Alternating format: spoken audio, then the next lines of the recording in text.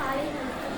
நான் இன்னைக்கு உரையாடும் வகுப்பறை என்ற இந்த புத்தகத்துக்கு புத்தக மதிப்புரை சொல்ல வந்திருக்கேன். இதில் வாய் விட்டு படிங்க, அறிவியல் உடற்கூறு கண்ணம்மா, அதுக்கப்புறம் போக்சோ ஹெல்ப்லைன் சைல்ட், வாய் விட்டு படிங்க. இதில் நம்ம வாய் விட்டு படிக்கும் போது தான் நமக்கு இதில் இருக்க சொற்கள் எல்லாம் நம்ம வாய் விட்டு படித்தா நம்ம காதில் திரும்ப திரும்ப கேட்கும். அந்த கேட்கும்போது நம்ம மைண்டில் ஈஸியாக படியும். ஓகேவா? அதில் இந்த வாய் விட்டு படிங்க இதில் நான் படிக்கும்போது ரொம்ப ஈஸியாகவும் மெமரியில் பதிகிற மாதிரியும் இருக்கும். அதுக்கப்புறம் அறிவியல் உடற்கூறு கண்ணம்மா, இதில் நம்ம